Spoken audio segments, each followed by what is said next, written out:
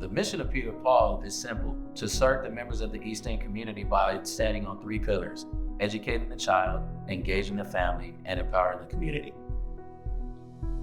I think for this community, it has been a pillar and such a safe space for a long time because of the relationships that people have built here.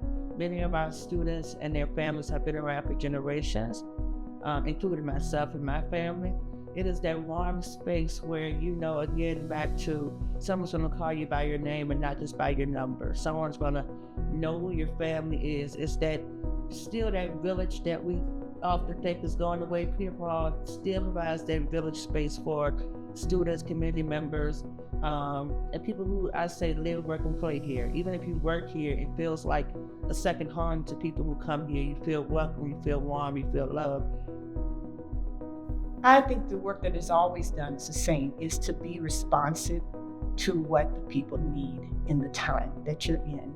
And so I think what's important about it now is that it is addressing, I love how the seniors are active. I love how the middle school is being embraced.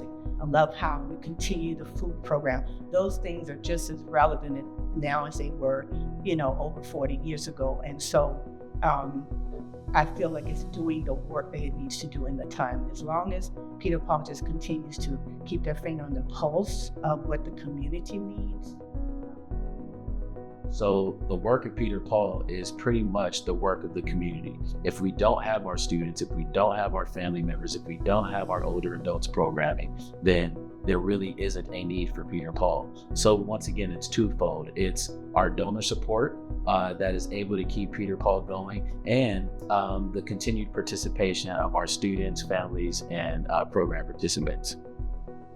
What I want our supporters, our donors, our partners to know is that our students are living in an evolving local and global society. And in order to keep up and be able to participate in those societies, that they need to have, again, I can't say the word enough, experiences, opportunities. And that's what we want to do for them at Peter Paul. We want to keep abreast of what it is that our student who will be in first grade this summer, second grade, third grade, what will life be like for them 10 years from now, or when they get ready to go into the workforce? What skills would they need? And we want to constantly research and find those skills and bring them here to Peter Paul so that they will feel comfortable with what they are doing and confident. My grandchildren are Malaysia Browder, who is 18, and she's a senior, graduating this Saturday. My grandson is Marlon Browder Jr., and he is younger. He's going to be 18 in October. And therefore, when they came, they were in elementary school when they first started with Peter Paul. And I knew from what I was saying in school, I needed help with academics. So as I was saying, when I came and I learned that they do help with children with after school and their work, and then as they continue to remain involved, I learned that they also request report cards, and they look at them and they see how to help the children from that standpoint. So it's been a true blessing. My granddaughter was able to be a spokesperson for one of the feasts that they held here at Pic Paul, and she spoke on Claire's camp, and she was an attendee there. My grandson was able to work here at Peter Paul during his summer camp. And that was a help and a blessing for them to learn how to work, how to get acclimated into the work field, as well as my granddaughter. How do you address adults only as a child? Learn today like you're gonna live forever. And that's the approach that we have. Because older adults need to know where the resources are, just for getting fresh vegetables. And in the East End, you might not find that, but we do have access to that here in the old adults program. We have a couple that comes in every third Thursday to bring fresh vegetables. I learned a lot about myself and how I can handle situations, and thinking on your feet and opening up yourself to a new experience that you would never have had before.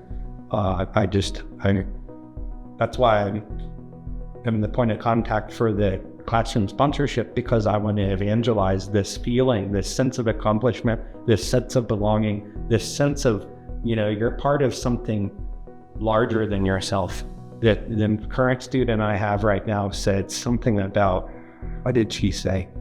Why do I need to learn this if you already know it? And the answer is that I'm not going to be here forever. My point is, what us as adults, one of our jobs is to pass on the knowledge that we have to the ones that are coming up behind us. And so that's another very big reason I would encourage other organizations and people to get involved with Peter Paul. There are many opportunities for an individual to get involved at Peter Paul. Really, the sky's the limit. We do try to make sure that we bring everyone's interests and skills in, so we take suggestions. But the main ones that we offer are with our after-school and summer program. We have reading buddies, math buddies, classroom assistants, and we have classroom sponsors who come in once a month and do an activity with a specific class. We also have the garden, which always needs help. We have weeding and watering and pruning, as well as harvesting when that time comes. We have a food distribution program, so we need volunteers to help with Feed More, with getting the food from them and putting it into the van, bringing it back and distributing it. So family engagement is important to Peter Paul because we oftentimes don't have an opportunity in an after-school setting to connect with the family, with the parent, and with the whole unit. Because we pick our students up from school and we take them home, which is an excellent door-to-door service, we don't always engage the families directly. And so being able to create opportunities to engage the families on purpose, so that there can be a holistic approach to supplement things that are done at the school, to supplement things that are done in the after-school setting, then we want to help to support those parents. That also looks like being able to create the village, because it's necessary when you're raising a child. It doesn't take just the teacher, it doesn't take the after-school teacher, it takes the neighbor, it takes the person at the grocery store, it takes the bus driver, all the people that are familiar with your child to be able to give those little nuggets of education, of social emotional content, healthy relationships, and being able to expose them to the various elements of life. And that is what comes with empowering the community, engaging the child, and to educate everybody. Now is the time to invest in the mission at Peter Paul because of the tremendous change that is happening right now in our country. We have individuals that have had their Medicaid cut. We have individuals who have had just different opportunities that were once readily available to them be taken from them. And so in order for them to continue on in whatever their program is, whether it's the students in school or whether it's our senior citizens in the older adults program, you need to feel happy and you need to feel satisfied, you need to feel welcomed, and you need to feel loved in whatever environment you're in.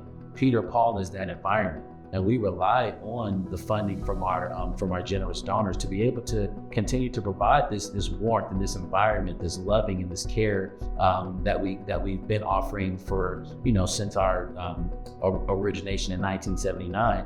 And we can only do that with the support of our funders. So this climate that we're in right now it's difficult, but because of the outpouring of love that we've continued to have from our donor base, I believe that Peter Paul is going to continue to be a strong force in the East End community.